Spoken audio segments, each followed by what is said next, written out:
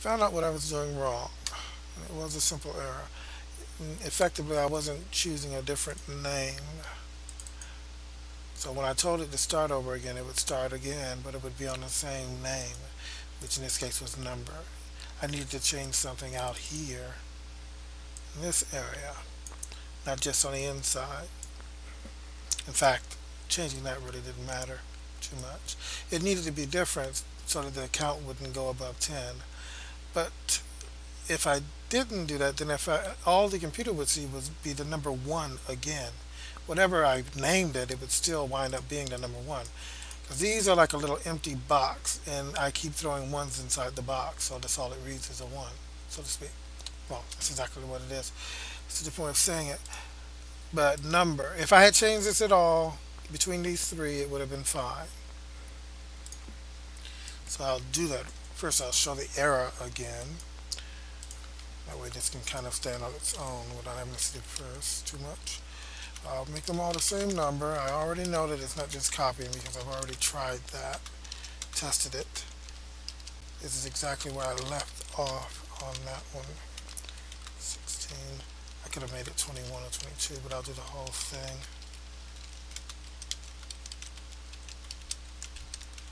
Oops, I messed up. Well, 25 would be that. 6. Since I'm not averaging or anything, it doesn't matter. It's easier to see what they are. 25 is 2, everything else is the same. Except for 15. Oh, wait a minute. Yeah, this is where it is an error. So in each case, a 5 is a 2. In fact, if I had seen that before, I could have realized it maybe a little sooner. They're all the same. And this is the error of the array because it's not properly done. I could get away even with leaving these counts the same so long as I made their number different. If all I had done was say make this 1, make this 10 or whatever, but I'll just do that for the sake of simpleness. It could be an A or a B or a C for that matter. That's 20. These still need to be here so that this count number can change. Because the computer would be number 20, number 1, and number 20, no, number 20 group, particular one, number 1, number 20 group, 2, number 20. It would be like the people who are getting on the bus as opposed to people who are getting on the plane. Everyone who's marked for getting on the plane, their count is 1, 2, 3, 4, 5, 6, 7, 8, 9, 10 of them. And then the numbers getting on the bus, which is in this area, their number is counted for however many they are, and so on. Or whoever carries balloons, or whoever brings the balloons, brings the cake, brings the cupcakes, brings the cookies to the party, and how many people have them coming. People marked for cookies here, and there are 3 of them. People marked for fruit here, and there are 12 of them, and so on. That's all that is. It's the general category name here and the particular count within that category here, or city to state, you could say. This is the state and this is the cities within the state, or the count of them. And the number you put in is the particular name of the city, or the first entry for cities.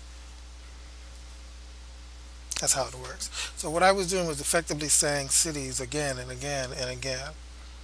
If I had named it differently, then I would be saying cities and then countries and then banana and then fruit and whatever. It could I didn't differentiate at all. That was my problem here. And then make this one 20. So that we're now talking about 3 different kinds of things. And then within each kind there will be a number of them. And then each number will have its own specific thing, which I'll enter during the program's running. Now here I need to make sure these are also 1s. When the program's running, then I'll get to specifics. But I need to make sure that I have the particular areas. Well, this was an actual mistake, but one I could easily have seen, but I missed it. I just figured I'd make a subject of it. Now with that alone it should work, but I will check to make sure, of course. 2, 3,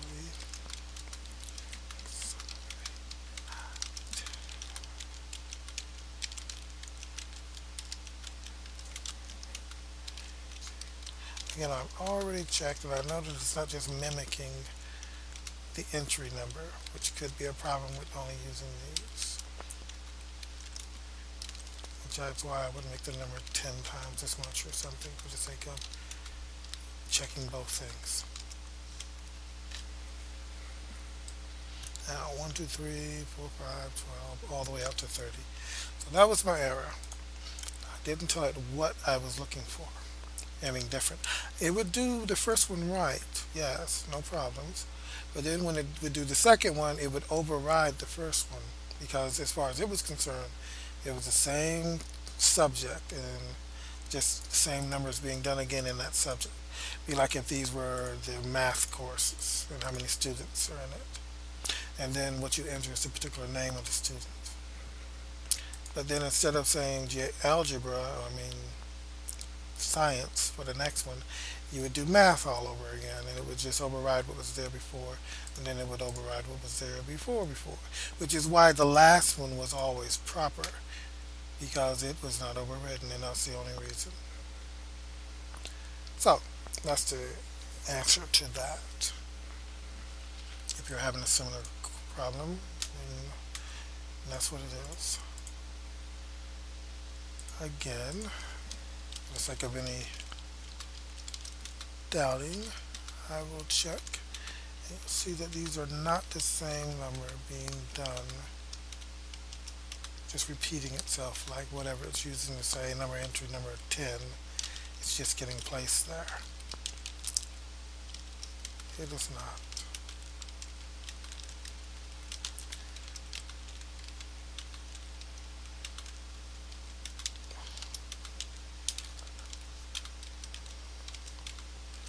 This would be a good class question. Feel free to use it.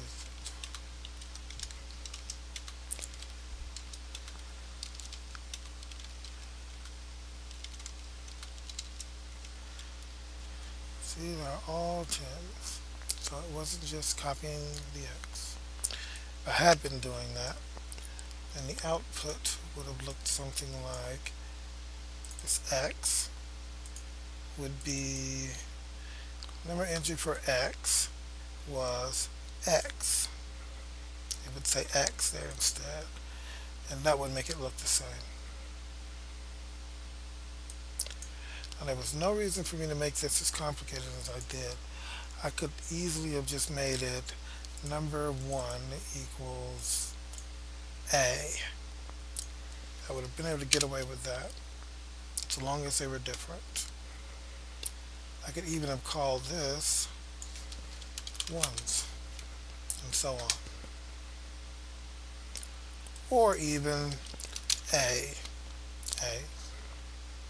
then the next B, the next C, and C. I do need to make a difference between the inner numbers. I do need to make them different only in the sense that they can't be above 10, or else I would still have the same problem again of I can't go above 10. So when X equals 10 comes here, it just says count equals X because X is no higher than 10, so it won't run into that problem. The easy way of seeing that is to say 11 instead, so it goes 1 too many. When I run it, then it'll run into that same problem. Let's close that. That's from the previous run. When you close it like that, rather than back to the program, you should press stop here, or it won't start up.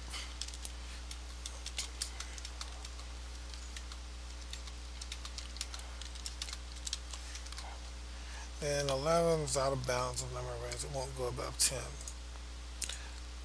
The full version of the program might. I haven't never tried that. But this course version of Visual Logic won't.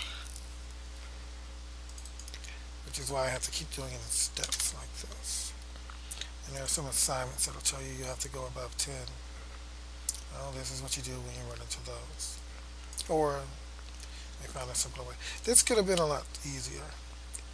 All I really had to do was say counts equals X minus 10. here.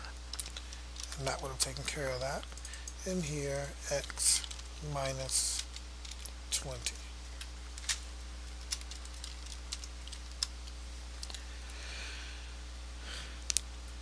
And that will always be right. So there was no reason for all the extra letters. I don't even need to change this because it's the same result. It would also keep me from having to zero these out. I'll do it again with only half of them changed.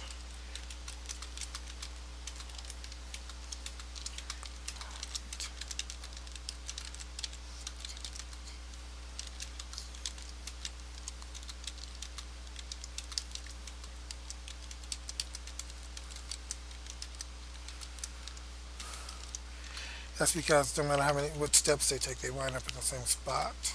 And it's only the spot that matters in the end. So you take 2 steps to the right, followed by 1 forward. Then 2 steps to the left, followed by 1 backwards.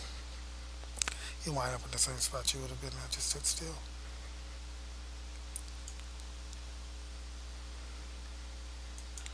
Okay.